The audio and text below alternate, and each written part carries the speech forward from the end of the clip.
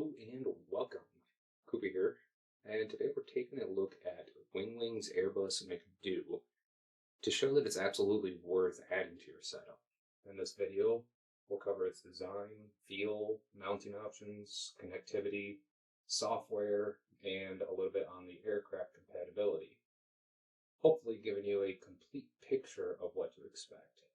This won't be a video on how to use or program a MCDU for or during a flight, as there are already tons of tutorials for that, and most of us know how to do it or have our own flows anyways.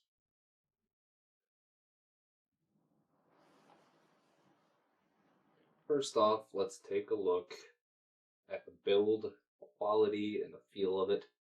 Winwing has really nailed the Airbus Blue here.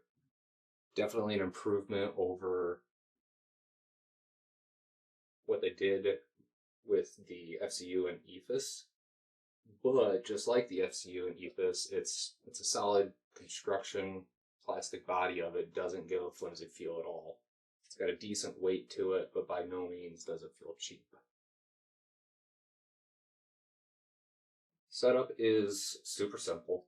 It's just a single USB cable, no extra power cable needed, unless you're using like a non-powered or low-powered USB hub. This is what the 5-volt port would be for, the one that says power only. It will only supply the 5 volts needed by the MCDU, so no data. That's what the USB port there is for. So if your hub or computer USB port can't supply enough, then you would use this port in combination with the data port. So you'd have two cables coming out, but it's designed for just one. Every other simulator product out there requires a separate USB, HDMI, and power cable. What Winwing has managed to do here, getting everything down to just one USB cable, honestly, it's pretty darn impressive. The benefit of a single USB cable, no GPU impact. The display is a data-driven display mode.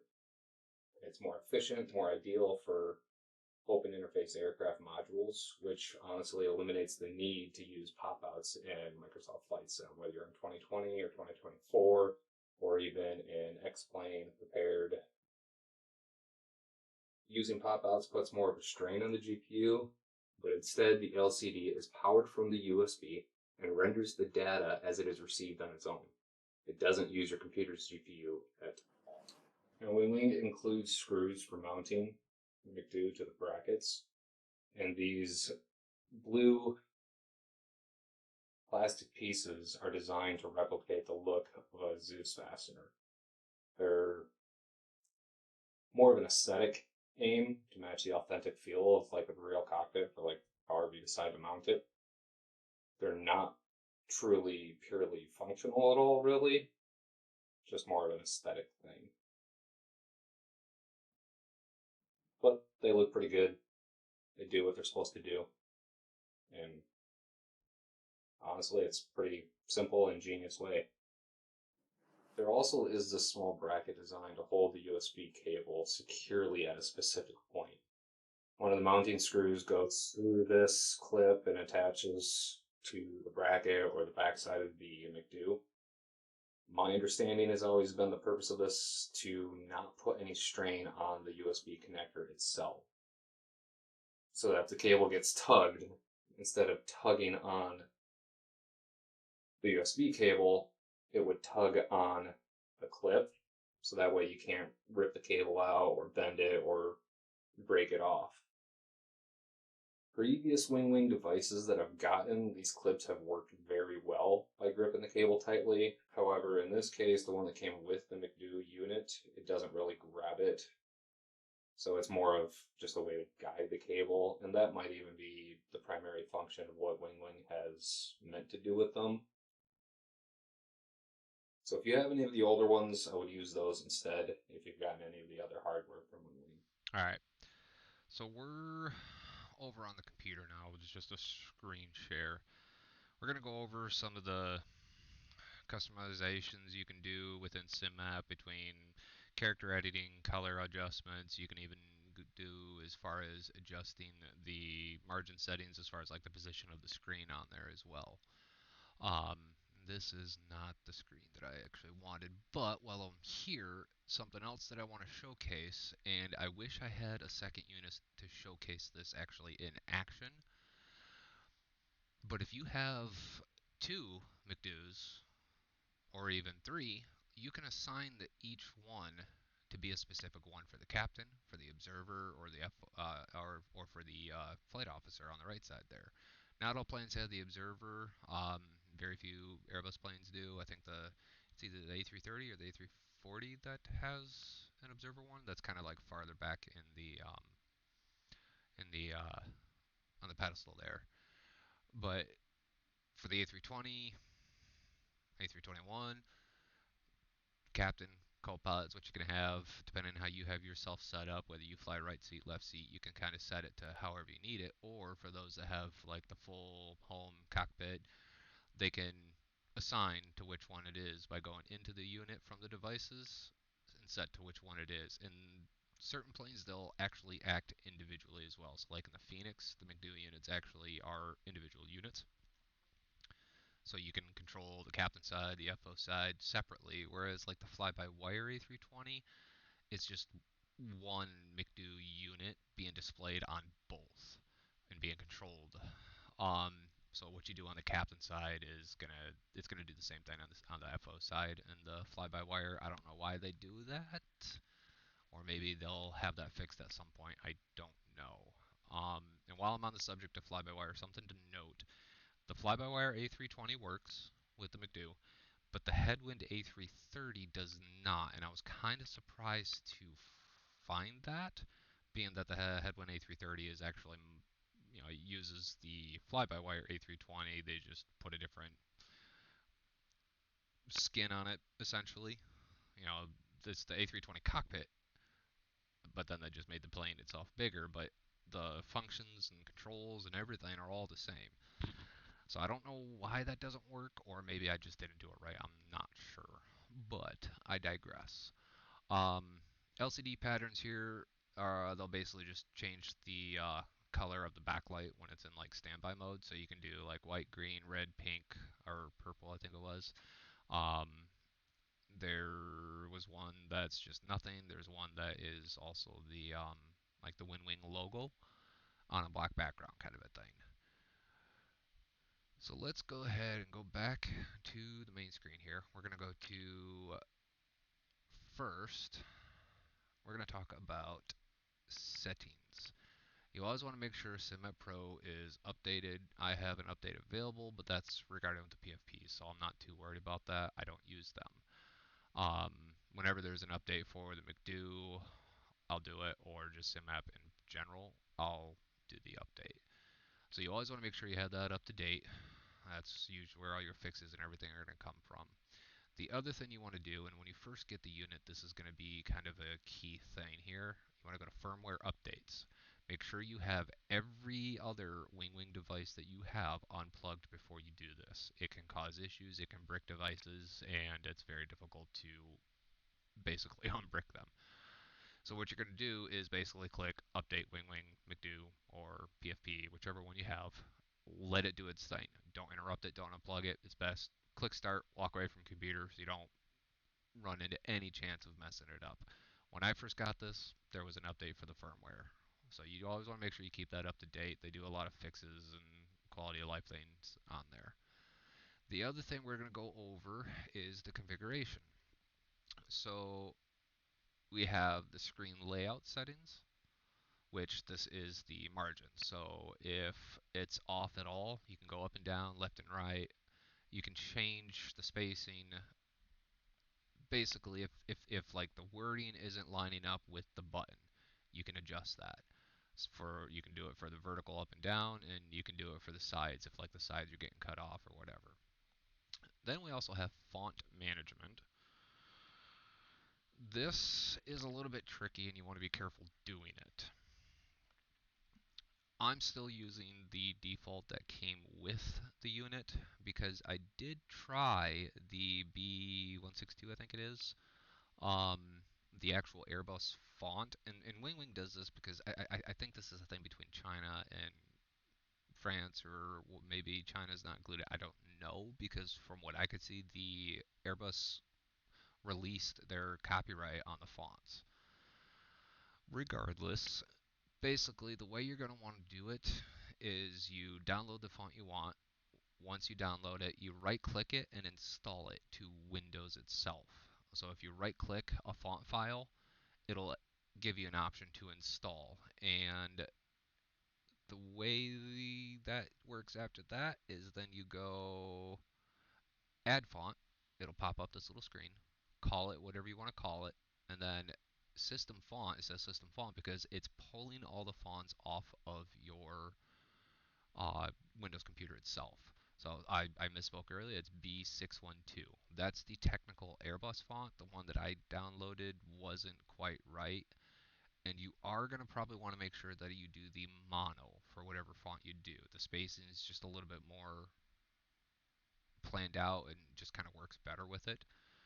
I had also tried.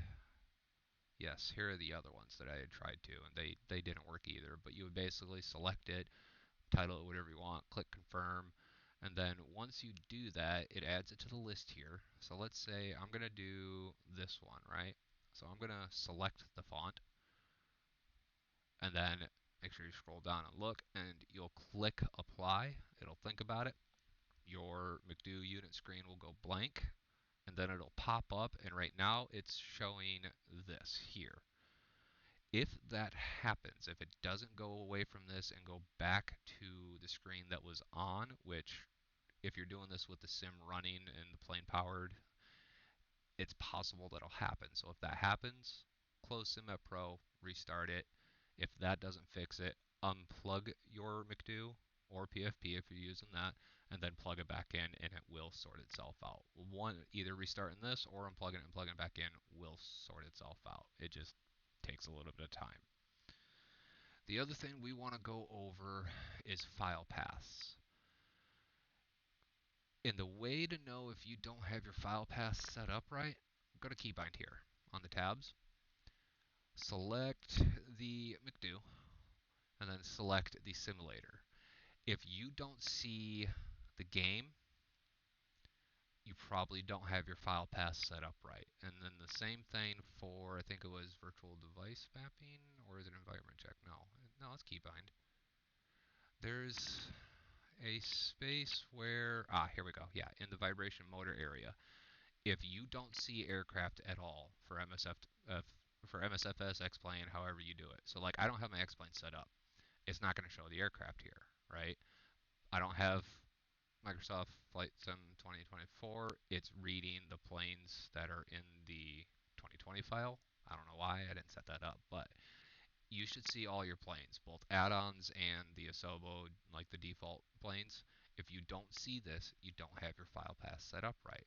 So we'll go to our settings, and we will go to configuration here. So if it's for X-Plane, you'll do it here. It's just one path for X-Plane, one path for prepared. But for Microsoft Flight Sim, because they want to make things complicated, you're going to want to go and set it up like this. So the user data path,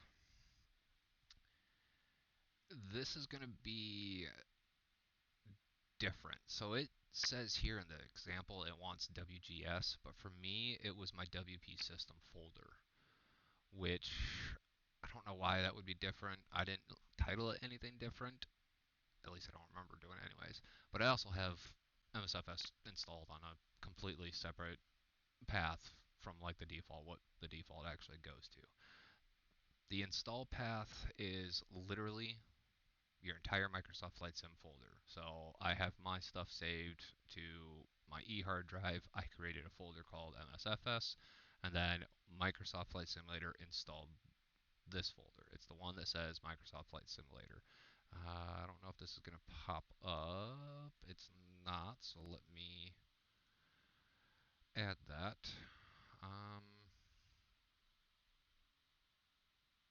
See, I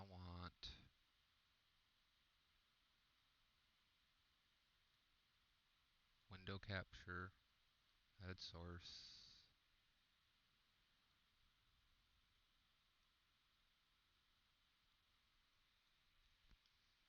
And we're going to capture this. There we go.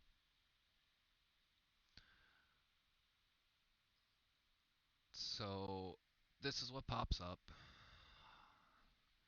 So I have my flight sim hard drive that has all my sim stuff on it. My Microsoft Flight Sim folder. And what I was talking about earlier, the install path is literally this. Don't do digital ownership, don't do official. It's literally this. This should be there. Where it's at is going to be different for you. It's going to be where it installs it directly. The aircraft model path is going to be so if you're the Microsoft Store or the One Store, this is what it's going to be. I don't know what it's going to be for Steam. I don't have it for Steam. Um, move this down, I suppose, here. But yeah, so the One Store, that's going to be official. Select the One Store folder and then select folder. You don't want to go into the folder that you're trying to select. You just once click the folder and then click select folder. And then for the community, everybody knows their community folder if they've done add-ons and stuff like that, which most of us have. But again, just once click on the community folder or the folder you're trying to choose and then select folder. You don't want to go into the folder.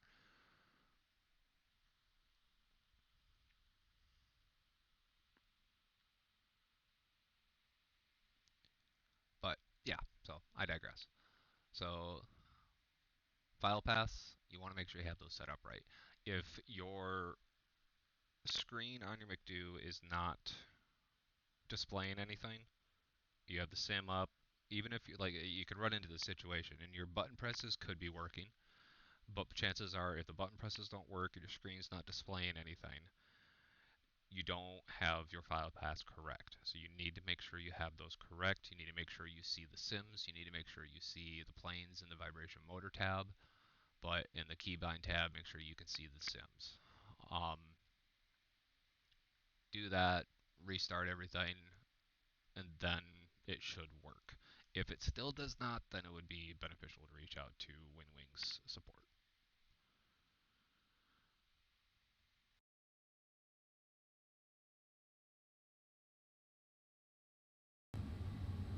So when it comes to the buttons, they have a nice soft rubber feel, and it's honestly quite a satisfying click. I don't know how well you would have been able to hear that. But when you hit the buttons just right, very satisfying click. They do have a small quirk though. You have to hit the buttons pretty straight on, specifically with the round numbered buttons and somewhat with the square letter buttons. If you hit it off to the side at all, I'm pushing on the side to the point where my finger is pushing up against the body and there's no click. So the button doesn't engage. It can happen occasionally. It can be frustrating, especially if you're trying to, type real quick with your fingers, or if you're using a pen or whatever.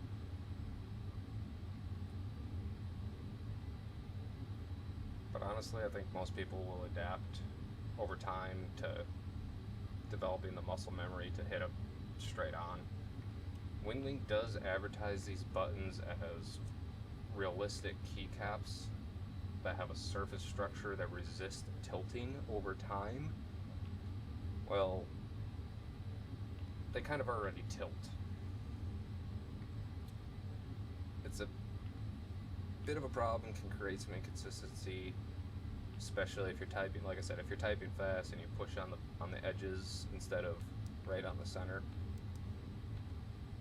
So it can pose some issues, but like I said, again, it's something that over time you'll figure out, and you'll just kind of develop the muscle memory to not do it as much, or maybe even not at all. The responsiveness of the buttons on the unit versus when it actually happens in sim is actually pretty quick.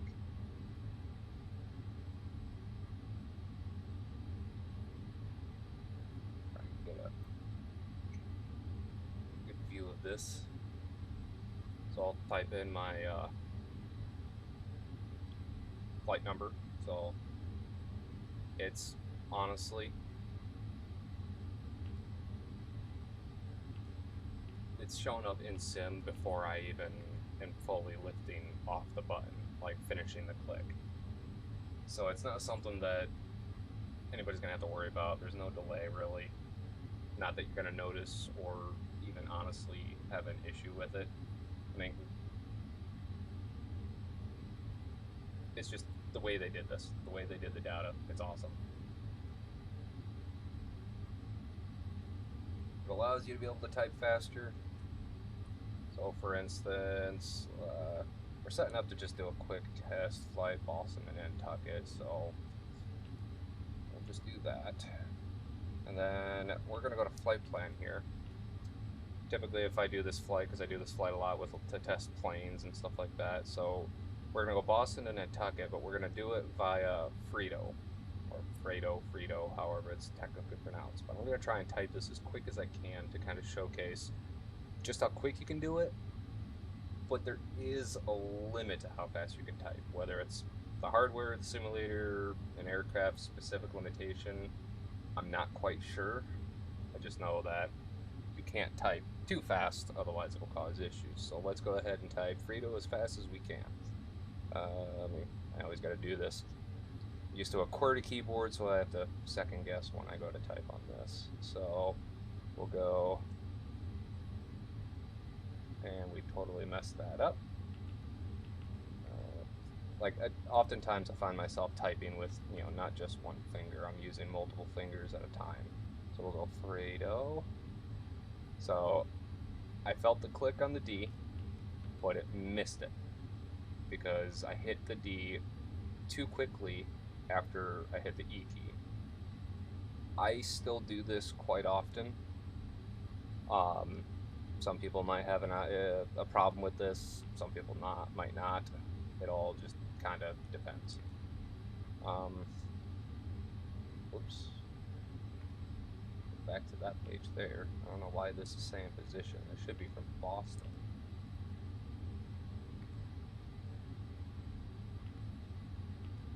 That is interesting.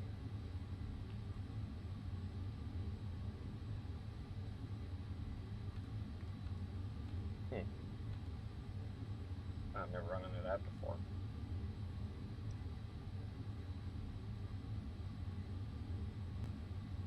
You can also mount it to extruder profile, but there's a slight catch.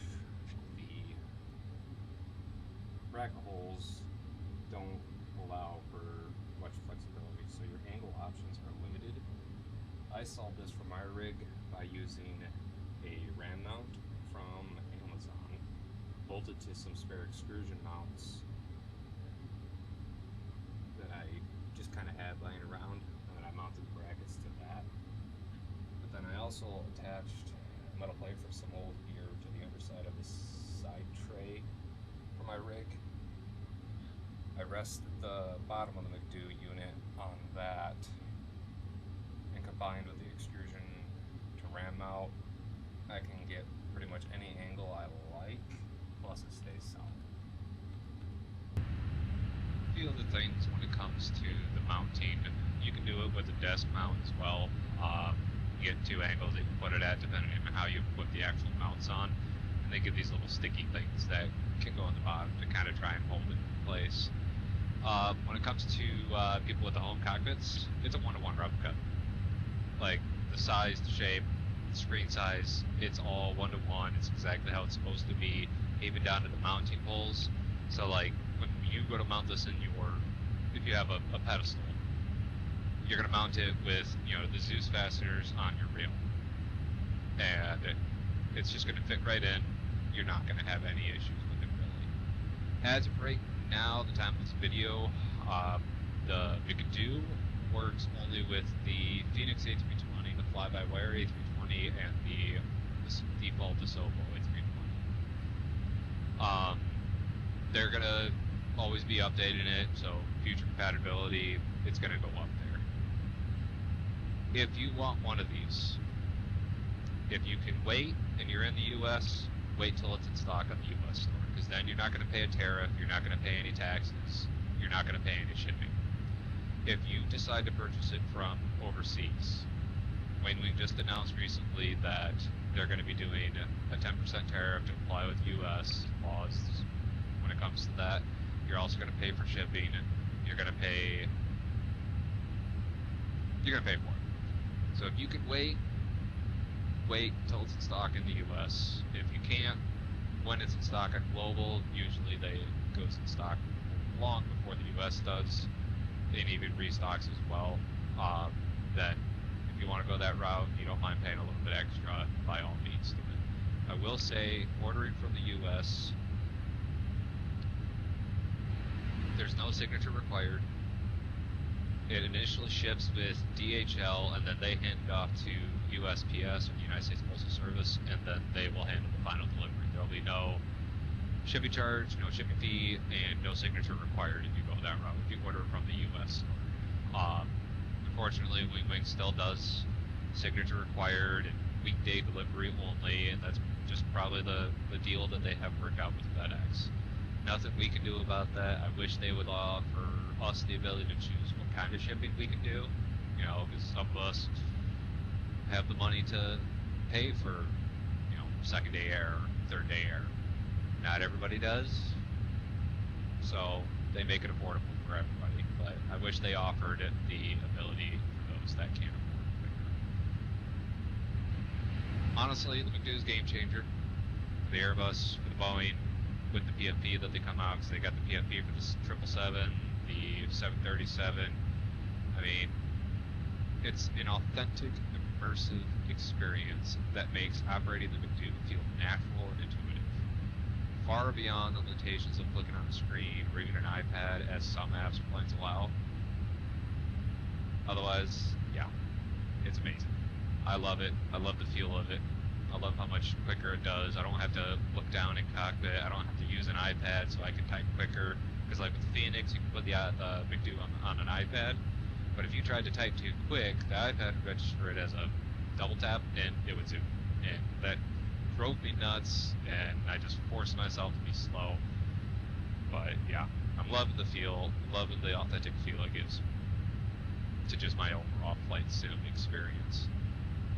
The functionality, the seamless integration, it's impressive, it's highly valuable to any setup. And if you're on the fence about getting one, I hope this review has given you the insight you need to know that you need one, and you won't regret getting one. But with all that said, I'm going to go fly. Thanks for watching. If you found this review helpful, please like, follow. You can stay tuned for more as Winwing continues expanding their lineup, because they've also got the RMP coming out, or the radio panel for the Airbus. They've got the Boeing MCP control panels and emphasis that are going to be coming out. They've got the TCAS panel as well for the Airbus. So we'll see what they come up with. But otherwise, I will see you guys in the next one.